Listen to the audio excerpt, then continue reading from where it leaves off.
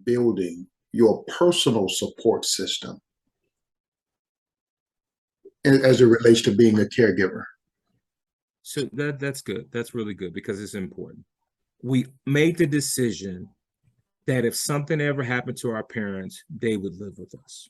Like we just that was like kind of part of our marriage conversation, right? It was part of us dating, part of us just really getting in. It was one of those things where the decision was made up front. Like if this ever happened, we would do whatever it takes to take care of our parents. Mm-hmm.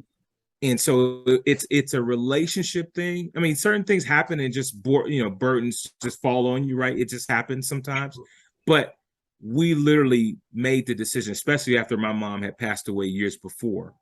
It was like, okay, when mom and dad got sick, when we bought our house, when we moved into every house that we were moving into, it was with the mindset of, okay, we may need to make room for mom and dad to move in.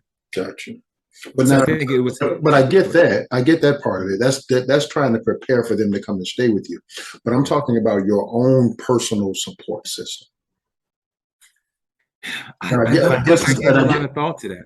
Yeah, because I guess it's going back to the frustration question. But I think what I'm doing is I'm kind of throwing a bit more of a mental health Right. spin I on never gave thought to it. for the I see where caregiver. you're going.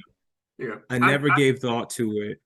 I think I drew so much into the whole cloud of I'm never going to put you in a home that I threw myself in, or we threw ourselves in, right? It was like one of those things we threw ourselves in and Never kind of really worked it thought, out and figured it out.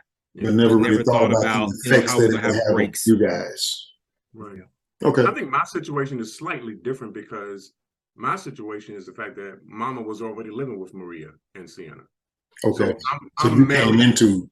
I'm right. I'm coming into, and so I have to come into this situation with the mentality that, okay, Mama's living with her. So we have to make accommodation for all of that and all that entails in terms of her age, in terms of the status of her health, in terms of where she is and where she's gone. You Mhm. know, that has to be something that's taken into consideration. So that way, when Maria does what she needs to do, I'm standing there saying, okay, I see what you're doing. I got you. What else do you need me to do? Do you Okay, need me to so do? essentially you were Maria's support system, Yeah, absolutely. and Yeah. Terrell, essentially for as it relates to your in-laws, you were your wife's support system. Right. Okay, Right. okay, good deal, good deal. And I think that's the way it should be.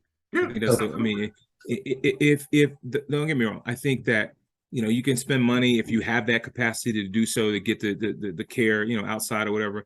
But I think Well, for like I said, I'm talking about. emotional Like I said, yeah, I'm talking about the emotional, mental health side of it.